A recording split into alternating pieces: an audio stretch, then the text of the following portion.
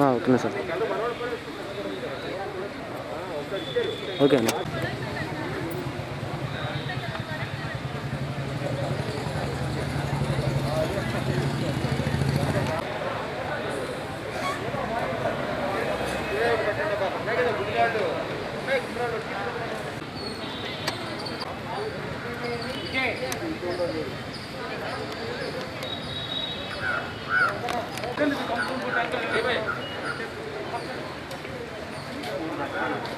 First opening అయిపోయిన తర్వాత మళ్ళీ మీకు వాయిస్ ఇస్తారు సార్.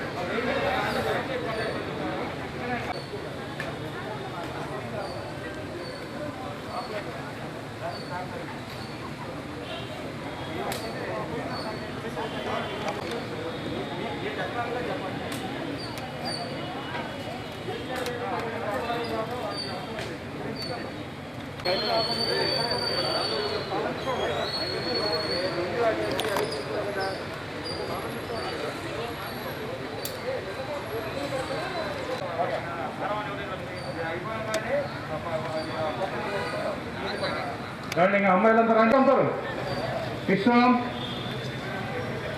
బండి పక్కన చూడకండి, బండికి దగ్గర ఆనుకోండి, లైన్ చూసుకోండి. చూడు లైన్ లేదు, చూడు సరిగా సరిగా లైన్ చూసుకో. కాదు నువ్వు ఇక్కడ కొంచెం బయటికి రా, లైన్ చూసుకో, స్ట్రైట్ చూసుకోండి లైన్. మీరు కూడా లైన్ లేదు. Okay right. ఇప్పుడు చూడండి, మీకు ఇక్కడ సారు పూజ చేసి ఫ్లాగ్ అప్ చేస్తారు. ఫ్లాగ్ అప్ చేసినప్పుడు ఫస్ట్ నా 5 బండ్లు మూవ్ అవుతాయి. మళ్ళీ నెక్స్ట్ 5 కూడా రమ్మని చెప్పాం. కేర్ఫుల్గా మీ స్టేషన్లో చేరాలి. అర్థమైంది అందరికీ? చేరగలరా? ఇంకెవరికైనా డౌట్ ఉందా? చేరుతాం కదా అందరం? Right, good, all the best.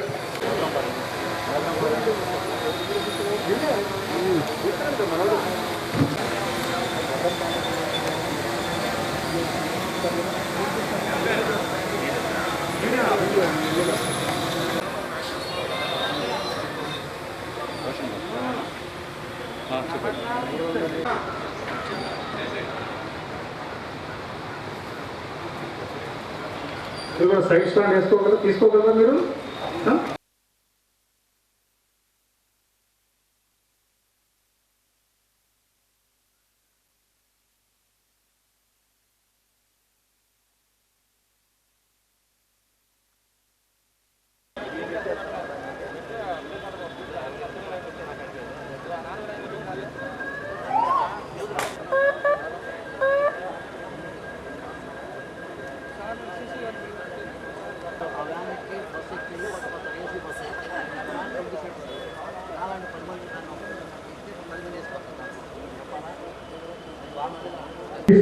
Mask అందరూ వేసుకున్నారా? మాస్క్లో మాస్క్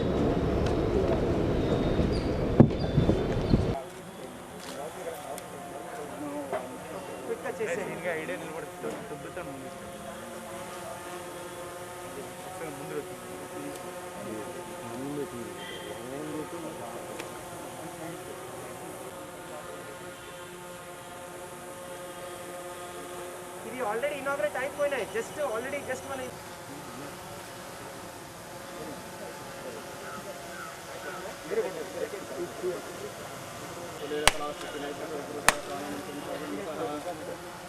గట్టిగా క్లాస్ కొట్టాను అందరూ అమ్మాయిలంతా.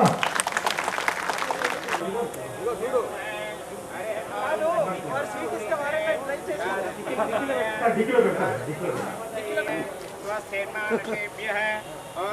డిక్లో పెట్టేసాను.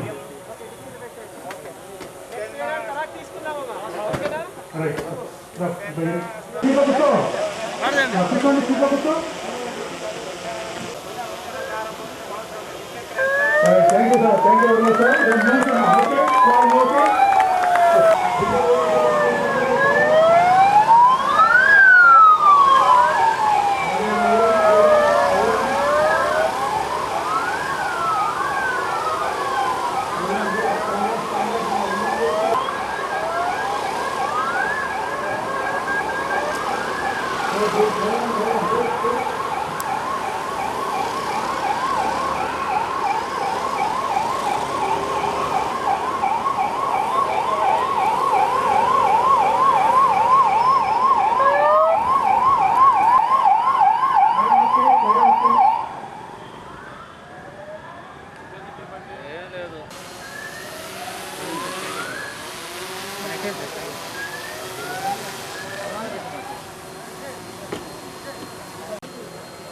मोबाइल का मोबाइल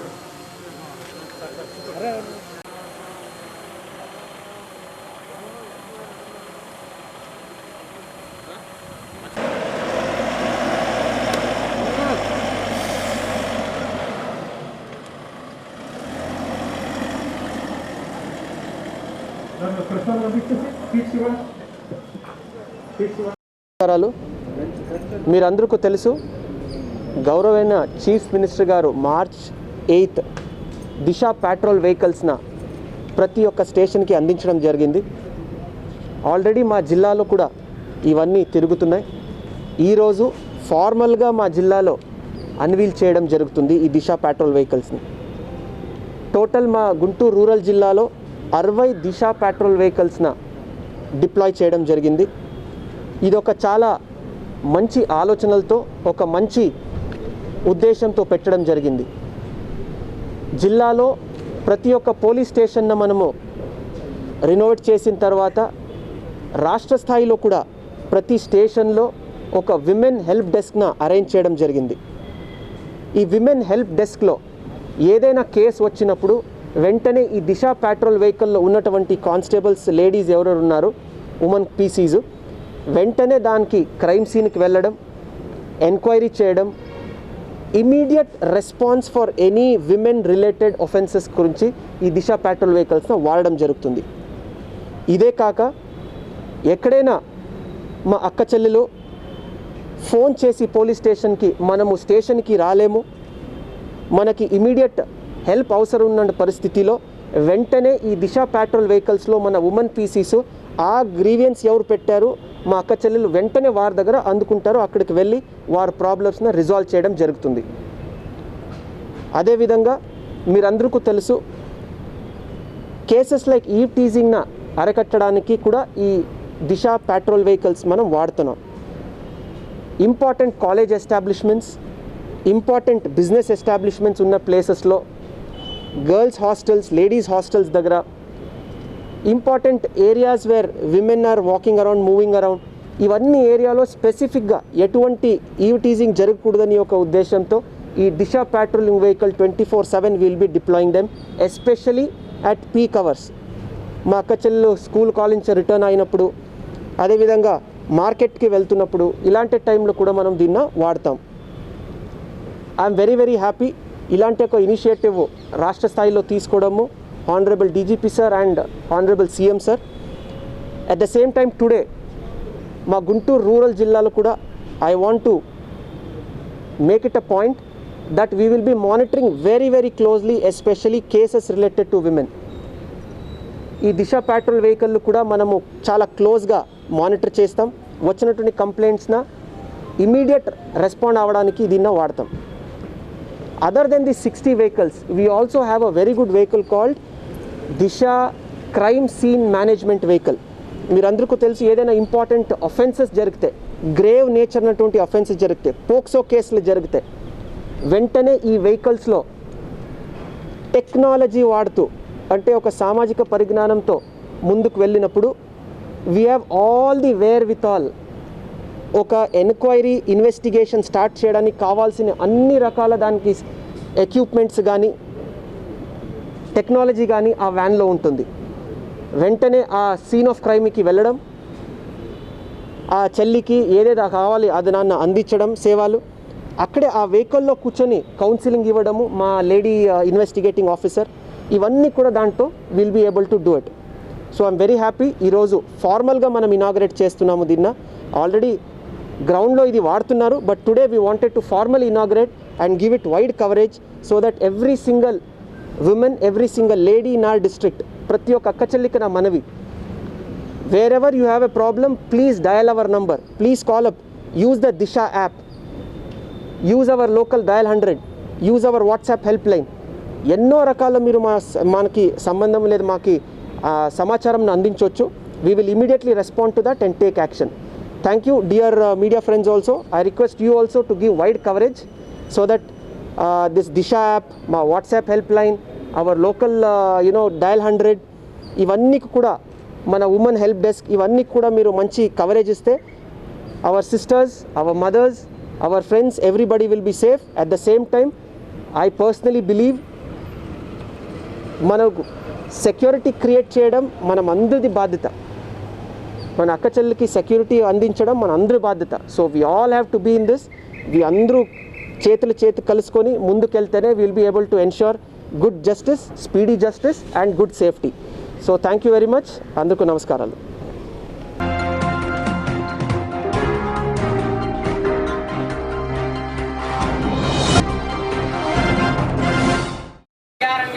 महास्वामिनः पादारविन्दयोः साष्टाङ्ग नमस्कारान् समर्पयामि.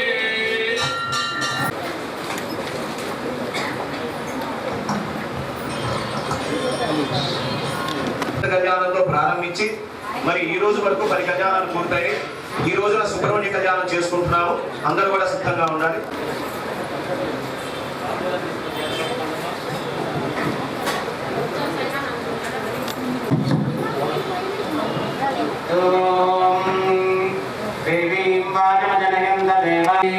మంత్రే సమోర్జందుహానాధేనుర్వాగస్మానుపసృతైతో అయం మహోదితస్సుముహూర్తోస్సు యాదీనాం నవానాం సహానామన్యతానుకూల్యదా ఫలసిద్ధిరస్తు. తాంబూలాన్ని వినాయకుడి పక్కన ఉంచండమ్మా. వినాయకుడి పక్కన విఘ్నోపశాంతయే బలగ్నం సుదినం తదేవ తారాబలం చంద్రబలం తదేవ ఈశ్వరః కృష్ణాయ కృపార్థో ధనుర్ధరః శ్రీర్విజయో భూతిర్ధ్రువాణి ధర్మధర్మమః సకరాయతే పురుషస్తమజన్నిత్యం వ్రజామి శరణం హరిం సర్వదా సర్వకార్యేషు నాస్తివేం ఏషాం హృదిస్థో భగవాన్ మంగళాయతనం హరిః నమస్తేషాం జయస్తేషాం కుతస్తేషాం పరాభవః ఏషామిందేవరశ్యామో హృదయస్థో జనార్దనః భూయోర్మామ్యహం సర్వమంగళమాంగళ్యే శివే సర్వార్థసాధకే శరణ్యే త్రయంబకే దేవాభ్యాం నమః. అక్షతలు వేసేసి నమస్కారం చేయండి అమ్మా స్వామికి. సర్వేభ్యో మహాజనేభ్యో బ్రాహ్మణేభ్యో. చాలా మంది మనం తాగిన గ్లాసులో నీరులోనే మళ్ళీ దేవుడికి వాడుతూ ఉంటారమ్మా. అది పనికిరాదు. 2 గ్లాసులు పక్కకి నీరు ఉన్నాయి కదా, 4వసారి చేయగట్టుకొని మళ్ళీ మీ ఆడవారికి వాడి ప్రారంభించండి. ముందుగా మగవాళ్ళు కుడి చేతిలో మన గుంటూరు పట్టణంలో గల అరండాలపేట 4/4లో గల శ్రీ విద్యారణ్య భారతీ స్వామి వారి పరిపాలిత శ్రీ అష్టలక్ష్మి సమేత లక్ష్మీనారాయణ స్వామి వారి దేవాలయంలో 26వ బ్రహ్మోత్సవాల సందర్భంగా ఈ నెల 20వ తారీఖు నుంచి 30వ తారీఖు వరకు అమ్మవారి బ్రహ్మోత్సవాలు జరుగుతున్నాయి. మరి మొదటి రోజున సిద్ధిబుద్ధి గణపతి కళ్యాణంతో ప్రారంభించి వరుస క్రమంలో ఆదిలక్ష్మి, ధాన్యలక్ష్మి, ధైర్యలక్ష్మి, గజలక్ష్మి, సంతానలక్ష్మి, విజయలక్ష్మి, విద్యాలక్ష్మి, నిన్న పాల్గొన పౌర్ణమి లక్ష్మీ జయంతితో ధనలక్ష్మి కళ్యాణంతో అష్టలక్ష్మికి పూర్తి చేసుకున్నాము. మరి బ్రహ్మోత్సవాల్లో భాగంగా 10వ రోజున ఈ రోజున జగద్గురు హంపి పీఠాధీశ్వరులు శ్రీ శ్రీ శ్రీ శ్రీ విద్యారణ్య భారతీ స్వామి వారి ఆధ్వర్యంలో శ్రీ వల్లి దేవస్థాన సమేత సుబ్రహ్మణ్యేశ్వర స్వామి వారి కళ్యాణ మహోత్సవం. మరీ ముఖ్యంగా ఈ రోజు సాయంత్రం 6:45 200 కేజీల మల్లెపూలతో వేద పారాయణంతో అమ్మవారికి మహాపుష్పాభిషేక కార్యక్రమం.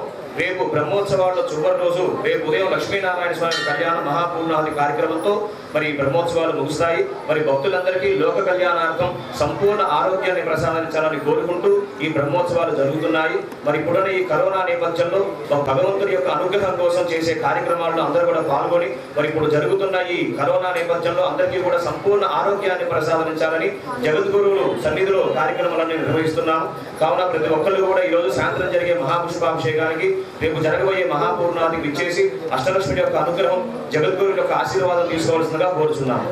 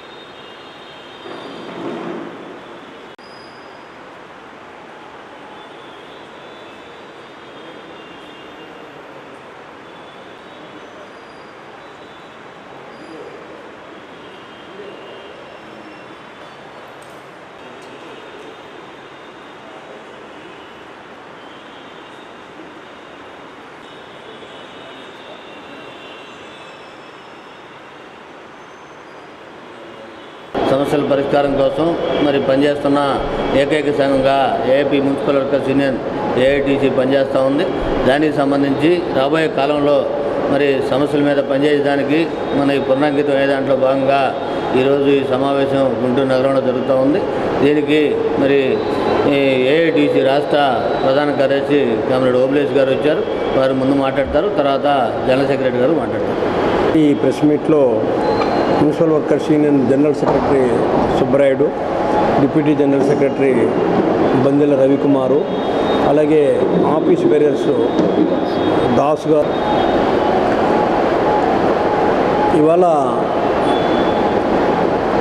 ఈ కరోనా నేపథ్యంలో కరోనాను అడ్డం పెట్టి ప్రభుత్వాలు కార్మిక వర్గానికి చాలా అన్యాయం చేస్తున్నారు, నష్టం కలుగజేస్తున్నారు. ఉన్న హక్కులు కూడా ఒక్కొక్కటే తొలగిస్తున్నారు. ప్రకటనలు అయితే చాలా పెద్దగా గంభీరంగా చేశారు. ఈ కరోనా కట్టడి చేయడానికి, కరోనా వ్యాప్తి నిరోధానికి పాటుపడినటువంటి వారియర్స్ ఎవరైతే ఉన్నారో, ఫ్రంట్ లైన్ వారియర్స్ అని, అందులో medical contract workers, medical employees, doctors, నర్సులు, వారితో పాటుగా ఈ పారిశుద్ధ్య కార్మికులు, తర్వాత హోమ్ గార్డ్స్, ఇటోళ్ళంతా అని చెప్పారు మొదట్లో. వీరందరికీ కరోనా వల్ల చనిపోతే 50 లక్షల రూపాయలు డబ్బు ఇస్తామని చెప్పేసి కూడా ప్రభుత్వం ప్రకటన చేసింది. ఇంతవరకు కేంద్రం రూపాయి ఇవ్వలేదు, రాష్ట్ర ప్రభుత్వం కూడా ఇవ్వలేదు చనిపోయినటువంటి వాళ్ళకు. ఈ మున్సిపాలిటీస్లో పనిచేసేటువంటి పారిశుద్ధ్య సిబ్బంది కూడా చాలామంది చనిపోయారు. ఆర్టీసీలో చనిపోయారు, మున్సిపాలిటీలో చనిపోయారు, మెడికల్ కాంట్రాక్ట్ వర్కర్స్ చనిపోయారు, మెడికల్ ఎంప్లాయీస్ చనిపోయారు, చాలామంది చనిపోయారు. ఆ చనిపోయినటువంటి వాళ్ళ వివరాలు ప్రభుత్వం దగ్గర లేవు, ఇచ్చినటువంటి వాటిని సరిగ్గా స్వీకరించడం లేదు, దానికి ఇవ్వాల్సినటువంటి డబ్బు కూడా ఇవ్వడం లేదు. ఇది ఒక పెద్ద అన్యాయము, మోసం చేస్తున్నారు. మళ్ళీ ఇవాళ ఏమంటున్నారు, కరోనా 2వ దశ విస్తరిస్తూ ఉంది, మనుషులంతా జాగ్రత్తగా ఉండాలి అని చెప్తున్నారు. ప్రధానమంత్రి పైన ఇంతకుముందు మనమంతా తప్పెట్లు కొట్టాము, తర్వాత పల్లెలు వాయించాము, అది కరోనాకు మంచి స్ఫూర్తిగా మిగిలింది, కట్టడైంది అని చెప్పేసి మళ్ళీ ఇప్పుడు ఇది చెప్తున్నారు, కోవిడ్ వచ్చింది అని చెప్తున్నారు. ఈ కోవిడ్ వ్యాక్సిన్ వేసుకుంటే కరోనా వస్తుందా రాదా మళ్ళీ అంటే అది గ్యారంటీ చెప్పలేమంటున్నారు.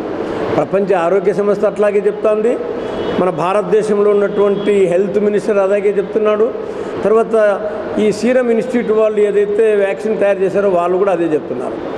అంటే మళ్ళీ యథాతథంగా మాస్కులు పెట్టుకోవాల్సిందే, భౌతిక దూరం పాటించాల్సిందే, శానిటైజర్స్ ఉపయోగపెట్టాల్సిందే. ఈ వ్యాక్సిన్ ఇంజెక్షన్ వేసుకుని దానివల్ల కరోనా రాకుండా పోతుందంటే ఆ గ్యారంటీ ఇవ్వలేమంటున్నారు. అంటే ఇది ఒక రకంగా చెప్పాలంటే ఈ మందుల కంపెనీలు వ్యాపారం చేసుకోవడానికి వీలుగా పెట్టారా అనేటువంటి ఒక అనుమానం అయితే కలుగుతూ ఉంది. ఇది ప్రజలను మీద వ్యాపారం చేసుకోవడానికి పన్నినటువంటి పన్నాగంగా కూడా అర్థమవుతోంది. అందులో ఇప్పుడు ఈ సందర్భంగానే ఈ కరోనా సందర్భంగా కార్మికులకందరికీ డిఏ కట్ చేశారు, వేతనాలు కట్ చేశారు, పనులు కూడా తగ్గించేశారు. అన్నీ అస్తవ్యస్తంగా నడుస్తున్నాయి. మున్సిపల్ రంగానికి సంబంధిస్తే దాదాపు ఒక 25-26 వేల మంది కాంట్రాక్ట్ కార్మికులు పనిచేస్తున్నారు, అవుట్సోర్సింగ్ వాళ్ళు పనిచేస్తున్నారు. వీళ్ళందరినీ ప్రభుత్వం కొత్తగా ఒకటి పెట్టామన్నారు, ఇది Andhra Pradesh contract and outsourcing corporation అని చెప్పేసి ఏపీ ఆప్కోస్ అని పెట్టి మేము ఏర్పాటు చేశాము, అందరికీ పని ఇస్తామని చెప్పారు. అది ఎంత అస్తవ్యస్తంగా ఉందంటే ఈ ఆప్కోస్ అనేటువంటిది అన్నీ అస్తవ్యస్తమే, ఏ ఒక్కటి సరిగ్గా లేదు. అసలు ఇప్పటికి ఎంతమంది రిజిస్టర్ చేసుకున్నారో ఆప్కాస్లో, ఈ రిజిస్టర్ చేసుకున్నటువంటి వాళ్ళకి ఎంతమందికి పని ఇచ్చారు, ఆ పని ఇచ్చినటువంటి వాళ్ళకి ఇచ్చేటువంటి వేతనాలు ఏంటి, భత్యాలు ఏంటి, ఇతర ఫెసిలిటీస్ ఏంటి అనేటువంటిది ఎక్కడా లేదు. ఇవాళ చూస్తే మున్సిపల్ కార్మికులకు దాదాపు ఒక్కొక్క జిల్లాలో 30 లక్షల రూపాయలు ఈ వర్కర్స్కు ఈఎస్ఐ, పిఎఫ్ పెండింగ్ ఉంది చెల్లించాల్సినటువంటిది. ఒక్కొక్క జిల్లాలో 30 లక్షలు సగటున బకాయి ఉంది, చెల్లించలేదు గవర్నమెంట్. మరి అందులో పనిచేసేటువంటి కాంట్రాక్ట్ కార్మికులు, అవుట్సోర్సింగ్ వర్కర్స్ వాళ్ళు ఏమైపోవాలి? ఈఎస్ఐ ఇచ్చేది లేదు, పిఎఫ్ లేదు. ఇది ఒక పెద్ద మోసము. ప్రభుత్వం కావాలని ఈ చిన్న కార్మికులపైన దాడి చేసేటువంటి ప్రక్రియగా మేమైతే భావిస్తున్నాం. దీన్ని వెంటనే నివారించాలని, అందరికీ ఈఎస్ఐ, పిఎఫ్ కలగజేయాలి, ఈ పెండింగ్ ఉన్నటువంటి ఎన్ని కూడా చెల్లించాలి. అలాగే ఈ ఆప్కాస్లో ఉన్నటువంటి వాళ్ళకు పని భద్రత కూడా లేదు. ఎవరిని ఎక్కడ పంపిస్తారో, ఎన్ని రోజులు పని ఇస్తున్నారో అనేటువంటిది తెలియనటువంటి పరిస్థితి ఉంది. నిన్నటి వరకు ఇక్కడ కాంట్రాక్టర్ ద్వారా, థర్డ్ పార్టీ ఏజెన్సీ ద్వారా పనిచేసేటువంటి వాడికి ఒక రకమైన ఎంప్లాయ్మెంట్ గ్యారెంటీ ఉండేది. ఇప్పుడు అది లేనటువంటి పరిస్థితి. ఎందుకు? ఆప్కాస్ అనేటువంటిది ఒక సపరేట్ ఆఫీస్ అయిపోయింది. అది పాలక పార్టీకి సంబంధించిన పెద్దలే ఎవడో తీసుకుంటాడు, రాష్ట్రమంతా ఒకడే ఉంటాడు. గుండు గుత్తగా ఈ కాంట్రాక్టర్ అవుట్సోర్సింగ్ కార్మికులందరినీ తీసుకొని వాళ్ళ దగ్గర నీకు పని ఇస్తామని డబ్బులు కూడా వసూలు చేస్తున్నారు. చాలా చోట్ల జిల్లాల్లో వాళ్ళ ఏజెంట్ల ద్వారా డబ్బులు వసూలు చేసి తీసుకుంటున్నారు. వాళ్ళకు సరిగ్గా పని ఇచ్చేటువంటిది లేదు. అక్కడక్కడ కూడా తొలగిస్తున్నారు. మా మనుషులను పెట్టుకోవాలి, మీరు వెళ్ళిపోండి. ఇదివరకు పనిలో ఉన్నటువంటి వాళ్ళని కూడా తొలగించేటువంటిది. వాళ్ళందరికీ పిఎఫ్ లేదు, ఈఎస్ఐ లేదు, గ్రాట్యుటీ లేదు. పనిలో నుంచి తొలగించిన తర్వాత వారికి ఇవ్వాల్సిన పిఎఫ్ ఇవ్వాలా, ఈఎస్ఐ చెల్లించాలి, గ్రాట్యుటీ కూడా చెల్లించాలి. ఇవన్నీ లేకుండా ఇబ్బంది పెట్టేటువంటి పరిస్థితి ఉంది ఇవాళ. అలాగే ఇప్పుడు సచివాలయ వ్యవస్థ ఏర్పాటు చేశారు. ఇదివరకు మున్సిపల్ కార్మికులు వాళ్ళు పనిచేసేటువంటి దగ్గర నుంచి ఆ పనిలో ఉండేటువంటి వాళ్ళు. ఇప్పుడు అట్లా కాకుండా సచివాలయం దగ్గరికి పోయి అక్కడ హాజరు వేసుకొని అక్కడ వాళ్ళు బయోమెట్రిక్ పెట్టి ముద్ర వేసుకొని ఆ నుంచి మళ్ళీ మున్సిపాలిటీకి పోవాలి. అంటే సచివాలయం ఎక్కడో ఉంటుంది 3 కిలోమీటర్ల దూరంలో, 2 కిలోమీటర్ల దూరంలో. ఉదాహరణకు ఈ గుంటూరు ఉందనుకోండి, గుంటూరు సచివాలయం ఎక్కడో ఉంటుంది, కానీ మున్సిపల్ ఆఫీస్ ఎక్కడో ఉంటుంది. ఇంత దూరం పోయి ఎట్లా వస్తాడు? రాకపోతే లేట్ అయిందంటారు, మీరు డ్యూటీకి రాలేదంటారు, ఆబ్సెంట్ వేస్తారు. ఇది ఒక పెద్ద అన్యాయం. ఈ సచివాలయాలకు పోకుండా ఉంటే పోలీసులను పెట్టి బెదిరిస్తున్నారు. డిఎస్పీ స్థాయి అధికారులను పెట్టి మీరు ఎవరు రారో, రాకపోతే మిమ్మల్ని పనుల నుంచి తీస్తామని చెప్పేసి బెదిరించేటువంటి ప్రక్రియ ఒకటి ఏర్పడింది. దీన్ని కూడా మేము వ్యతిరేకిస్తున్నాం. అలాగే ఇప్పుడు కరోనాను కట్టడి చేయడానికి ఫ్రంట్ లైన్ వారియర్స్ అనేటువంటి వాళ్ళు ఒక 10% ఈ పారిశుద్ధ్య కార్మికులు కూడా తీసుకున్నారు. వివిధ డిపార్ట్మెంట్లో తీసుకున్నారు.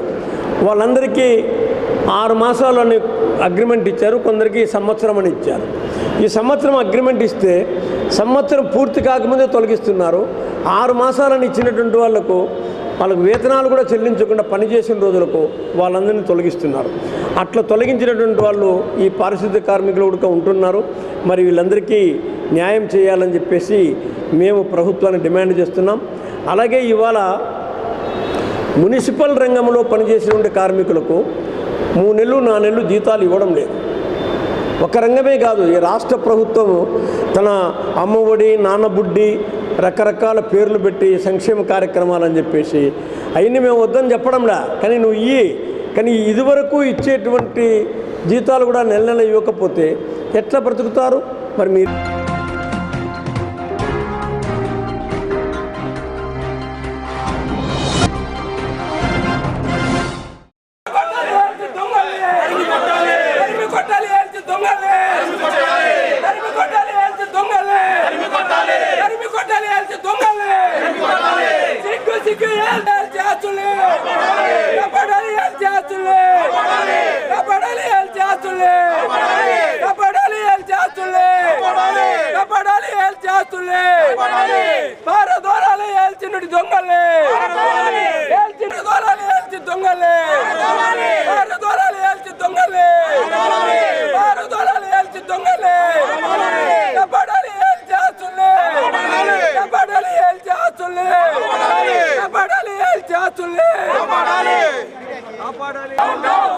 డౌన్ డౌన్ బాబు ప్రకాష్, మహిమా గార్డెన్ దొంగచాటుగా అమ్మిన బాబు ప్రకాష్, మహిమా గార్డెన్ దొంగచాటుగా అమ్మిన బాబు ప్రకాష్, దేవుని ఆస్తిని దొంగచాటుగా అమ్మిన బాబు ప్రకాష్, కాకుండా ఆస్తులను కాపాడుకోవాలి.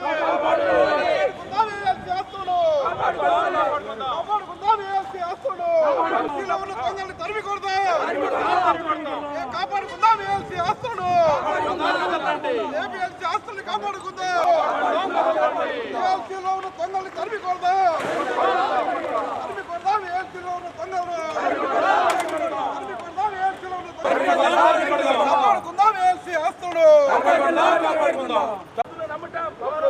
తప్పు తప్పు ఏఎల్సీ ఆస్తులను కొనడం, తప్పు తప్పు ఏఎల్సీ ఆస్తులను కొనడం, తప్పు తప్పు తప్పు తప్పు తప్పు తప్పు ఏఎల్సీ తప్పు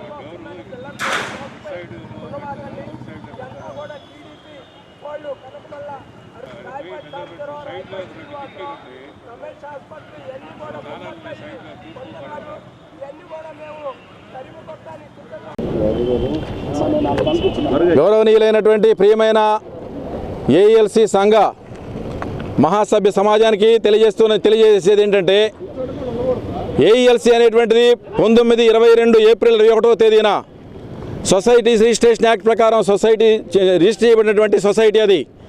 దానికి ఆఫీస్ బేరర్స్గా ప్రెసిడెంట్ గారు, సెక్రటరీ గారు, ట్రెజరర్ గారు, వైస్ ప్రెసిడెంట్ 4 ఉంటారు. వాళ్ళు ఏ టైంలో ఎప్పుడైతే ఎన్నికలు జరపబడి అధికారపూర్వకంగా ఎన్నిక చేయబడతారో వాళ్ళు ఎన్నిక చేయబడినప్పుడు వాళ్ళ పేర్లు తీసుకెళ్ళి రిజిస్ట్రార్ ఆఫీసులో ఎన్రోల్ చేయాలి. సొసైటీస్ రిజిస్ట్రేషన్ యాక్ట్ ప్రకారం యాజ్ అండ్ వెన్ ఎన్నికైనటువంటి సొసైటీ ఆఫీస్ బేరర్స్ పేర్లు, అట్లాగే ఎగ్జిక్యూటివ్ కౌన్సిల్ అంటారు ఏఎల్సి హైయెస్ట్ బాడీని. ఎగ్జిక్యూటివ్ కౌన్సిల్ బాడీకి కూడా ఎప్పుడెప్పుడు ఎవరెవరు ఎన్నికయ్యారో వాళ్ళందరి పేర్లని అక్కడ రిజిస్ట్రార్ ఆఫీసులో ఎన్లిస్ట్ చేయాలి. ఒకటి. రెండో పాయింట్ ఏంటంటే ఏఎల్సి మినిట్స్ కూడా ఎప్పటికప్పుడు ఆ మినిట్స్ ఏం చేశారు, సొసైటీ ఫంక్షనింగ్ ఏ విధంగా మార్పులు చెందబోతుంది అనే విషయాన్ని రిజిస్ట్రార్ ఆఫీసులో మినిట్స్ సబ్మిట్ చేయడం ద్వారా తెలియజేయాలి. ఇలా చేస్తూ అట్లాగే aims and objectives of ALC రాజ్యాంగ చట్టంలో ఉన్నటువంటి వాటిని కూడా ఏదైనా మార్పులు చేర్పులు గురైతే దాన్ని కూడా తప్పనిసరిగా సొసైటీ రిజిస్ట్రేషన్ యాక్ట్ ప్రకారం రిజిస్ట్రార్ ఆఫీస్లో ఎన్రోల్ చేయాలి. అప్పుడు అడ్మినిస్ట్రేషన్ ఎట్లా జరుగుతుంది ఏంటి అనే విషయాలన్నింటినీ కూడా అక్కడ ఏం రికార్డ్ చేయబడిందో దాని ప్రకారం మాత్రమే రిజిస్ట్రార్ కూడా దగ్గర పెట్టుకొని వాటిని ఇదిగో మీ మినిట్స్ ఎలా ఉన్నాయి, మీ ఎయిమ్స్ అండ్ ఆబ్జెక్టివ్స్ ఎలా ఉన్నాయి, వీటి ప్రకారం మీరు ఇలా చేసుకోవచ్చు, మీ ప్రాపర్టీ సంధ్యాక్రాంతం చేసుకోవచ్చు అని తెలుస్తుంది. అట్లాగే ఎవరైతే ఆఫీస్ బేరర్స్గా ఎన్నికయ్యారో వాళ్ళు మాత్రమే వచ్చి ప్రాపర్టీస్ని లీజుకి కానీ సేల్ కానీ చేయొచ్చు. అసలు లీజు సేల్ ఎందుకు చేయాలి ఏఎల్సీలో అనే పాయింట్కి వచ్చినట్లయితే ఏఎల్సీ ప్రాపర్టీస్ని సువార్త వ్యాప్తి కొరకు కానీ, రెండవది విద్యాసేవ కొరకు కానీ, వైద్య సేవ కొరకు కానీ ఇట్లాంటి 3 ఆశయాల కొరకు మాత్రమే ఆ ప్రాపర్టీస్ని అమ్మడం కానీ లీజుకి ఇవ్వడం కానీ వచ్చినటువంటి నిధులు ఉపయోగించాలి. కానీ ఇక్కడ ఏం జరిగింది అని చెప్పంటే పరదేశ్ బాబు అతని యొక్క రాజారత్నమైనటువంటి ట్రెజరర్ కానీ వాళ్ళు ఎన్నికైనటువంటి విషయాన్ని రిజిస్ట్రార్ ఆఫీసులో ఎన్రోల్మెంట్ లేకుండా పోయింది. 1962 తరువాత ఏఎల్సి ఆఫీస్ బేరర్స్ ఎవరు కూడా రిజిస్ట్రార్ ఆఫీసులో వాళ్ళ యొక్క నేములు నమోదు చేసుకోలేదు. ఎన్నికైనటువంటి వాళ్ళు ఎందుకు చేసుకోలేదు అని చెప్పంటే ఎప్పుడైతే 1958లో సొసైటీ ఎల్కా అనేటువంటి అమెరికా బాడీ నుండి ఏఎల్సి అనే ఆంధ్ర బాడీకి ట్రాన్స్ఫర్ అయిందో అప్పటి నుంచి వచ్చినటువంటి పాలకులుగా ఉన్నటువంటి నల్ల ప్రెసిడెంట్ అయినటువంటి వాళ్ళు ఎంతో కొంత నీతి లోపించిన వాళ్ళని వాళ్ళు చేసిన తప్పుడు పనులన్నీ బయటకు వస్తాయని చెప్పేసి వాళ్ళ పేర్లు ఎన్రోల్ చేసుకోలేదు, మినిట్స్ ఎన్రోల్ చేసుకు అక్కడ రికార్డ్ చేయలేదు. ఇలా జరుగుతూ వచ్చింది. ఇప్పుడు అసలు ప్రెసిడెంట్గా పరదేశ్ బాబు 2013లో ఎన్నికయ్యాడు. ఓకే, ఎన్నికైనటువంటి వాడు పేరు అక్కడ రిజిస్టర్ చేసుకోకపోతే, గవర్నమెంట్ రికార్డ్స్లో అతని పేరు ప్రెసిడెంట్గా లేకపోతే, ట్రెజరర్గా రాజరత్నం పేరు అక్కడ లేకపోతే వాళ్ళకి అమ్మడానికి ఏమి హక్కు ఉంది? ఆ పాయింటే మేము చెప్తుంది ఏంటంటే ఇప్పుడు ఈ దారిని పోయే ఈయన కూడా ఈ ప్రాపర్టీస్ ప్రెసిడెంట్ ఇల్లు కూడా అమ్మేసేయచ్చు. మరి ఈయన పేరు కూడా రిజిస్ట్రార్ ఆఫీసులో లేదు కదా. కాబట్టి మేము చెప్పేది ఏంటంటే పరదేశ్ బాబు అనేటువంటి వాడు అథారిటీ ఉన్నవాడా లేదా అనే విషయాన్ని వెరిఫై చేసుకోకుండా కనకమేడల అరుణ్ రాకేష్ గారు 31 జూలై 2015వ సంవత్సరంలో దీన్ని కొనుక్కున్నటువంటి రిజిస్ట్రేషన్ డీడ్ అనేటువంటిది అది హంబగ్ డీడు కాబట్టి అది చెల్లుబాటు కాదు. కాబట్టి ఆయన ఏదైనా డబ్బులు కట్టుంటే 18,000 చిల్లరకి చర్చ్ అకౌంట్ కట్టినట్టుగా ఉంది. ఆ చర్చ్ అకౌంట్ కట్టడానికి అసలు ముందు చర్చ్ అనేటువంటిది గవర్నమెంట్ రికార్డ్స్లో ఆఫీస్ బేరర్ పేరుతో లేదు. కాబట్టి ఆయన అమ్మడానికి వీలు లేదు.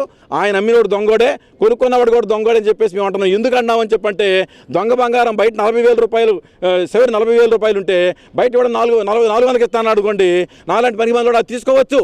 కాబట్టి ఇది అలువుగా సులువుగా వస్తుందని చెప్పేసి ఏఎల్సి ప్రాపర్టీ కాబట్టి 33 వేలకు వస్తుందని చెప్పేసి దీన్ని తీసుకున్నటువంటి అరుణ్ రాకేష్ గారు కానీ ఆయన బృందం కానీ ఈ విషయాన్ని వెరిఫై చేసుకోకుండా whether Pardesh Babu is the right person, is government authorised person as the president of ALC to register these properties అనే విషయాన్ని అరుణ్ రాకేష్ కానీ మిగిలిన వాళ్ళు కానీ వెరిఫై చేసుకోకుండా కొన్నారు కాబట్టి, లేకపోతే లీజ్ తీసుకున్నారు కాబట్టి, గిఫ్ట్లు చేయించుకున్నారు కాబట్టి అవి ఏవి కూడా చెల్లవు. అవి అన్నీ నాలాండ్ వైడే, అవన్నీ ఏఎల్సి కాన్స్టిట్యూషన్ వ్యతిరేకంగా ఉన్నాయి కాబట్టి అవన్నీ చెల్లుబాటు కావు. కాబట్టి ఇప్పుడు మా డిమాండ్ ఏంటంటే అరుణ్ రాకేష్ గారు ఇప్పుడు ఈ క్యాంపస్ని ఆక్రమించేసి 5,404 చదరపు గజాల స్థలాన్ని నేను కొనుక్కున్నాను, రిజిస్టర్ చేసుకున్నాను చెప్పి అనేటువంటి ఆ రిజిస్ట్రేషన్ డీడే బోగస్ డీడ్ కాబట్టి ఆయన డీడ్ కరెక్ట్ కాదు. ఇప్పుడు ఆయన ఇక్కడ చేసేటువంటి ఈ ఆక్రమణ చుట్టూ కోటగోడలు కట్టడానికి కట్టిన రేకులు పెట్టేసి ఏదో చేయబోతున్నాడు. అది చేయవద్దు. ఇది కోర్టులో ఫైనల్గా తేలే వరకు దీని జోలికి రావడానికి వీలేదని చెప్పేసి అరుణ్ రాకేష్ గారికి మేము విజ్ఞప్తి చేస్తా ఉన్నాం. ఆస్తుల గురించి ఇది మాలామాదిలకు సంబంధించిన ఆస్తులు, అట్లాగే మైనారిటీకి సంబంధించిన ఆస్తులు, క్రైస్తవ మిషనరీ ఆస్తులు, వీటిని అమ్మడానికి లేదు, కొనడానికి లేదు, లీజుకి ఇవ్వడానికి లేదు.